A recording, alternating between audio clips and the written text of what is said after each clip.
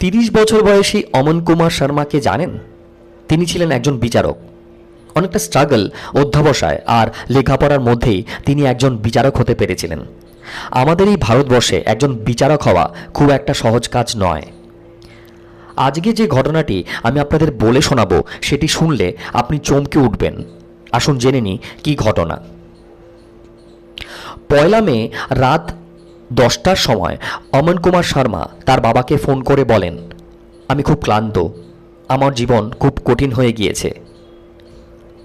অমন আগে কখনোই তার স্ত্রীর সঙ্গে সম্পর্কের সমস্যা নিয়ে বাবা মাকে কিছু বলেননি, তাই এই কথা শুনে তার বাবা খুবই চিন্তিত হয়ে পড়লেন। তিনি ভাবতে থাকেন যে যে ছেলে কখনো এসব কথা বলেনি, আজ সে কেন এমন বলছে। তখনই তিনি রাজস্থান থেকে গাড়ি চালিয়ে দিল্লির উদ্দেশ্যে রওনা দেন এবং ছেলের সঙ্গে দেখা করেন। সেখানে গিয়ে তিনি জানতে পারেন অনেকদিন ধরে অমন আর তার স্ত্রীর মধ্যে ঝামেলা চলছিল। তখন বাবা ছেলেকে বলেন, এগুলো স্বাভাবিক, স্বামী স্ত্রীর মধ্যে এমন ছোটোখাটো ঘটনা বা ঝগড়া হয়েই থাকে। কিন্তু অমনের স্ত্রী জানতে পারেন যে তার শ্বশুরমশাই এসেছেন। তখন তিনি এসে বলেন, আমাদের মধ্যে দয়া করে হস্তক্ষেপ করবেন না, এখান থেকে চলে যান, নাহলে আমি পুলিশ ডাকব। পরের দিন 2রা মে তাদের মধ্যে আবার ঝগড়া হয়। আমনের বাবা বলেন তার পুত্রবধূ চিৎকার করছিলেন আর আমন কাঁদছিল। কিছুক্ষণ পর ঝগড়া থেমে যায়।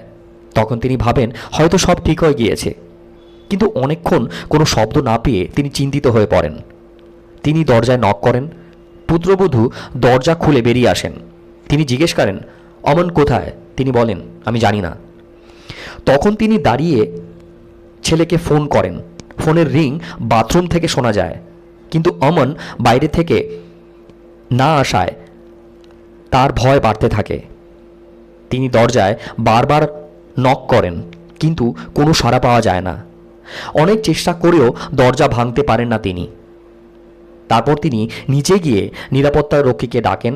নিরাপত্তা রক্ষী বাথরুমে জানালা দিয়ে ভেতরে ঢুকে দেখেন অমন নিজের স্ত্রীর ওড়না ব্যবহার করে আত্মহত্যা করেছেন। অমনের বাবা আরও অভিযোগ করেন তার পুত্রবধূর বোন, যিনি একজন আইএএস অফিসার, প্রায়ই তাদের সংসারে হস্তক্ষেপ করতেন। ঝগড়া হলেই অমনের স্ত্রী তার বোনকে ফোন করতেন, আর সেই বোন অমনকে ফোন করে নানা রকম কথা শোনাতেন এবং অপমান করতেও ছাড়তেন না, যার ফলস্বরূপ অমন কুমার শর্মা আত্মহত্যার পথ বেছে নেন। অমন কুমার শর্মা, যিনি অন্যদের বিচার দিতেন, শেষ পর্যন্ত নিজের জীবনের বিষয়ে এমন একটা কঠিন সিদ্ধান্ত নিয়ে ফেললেন।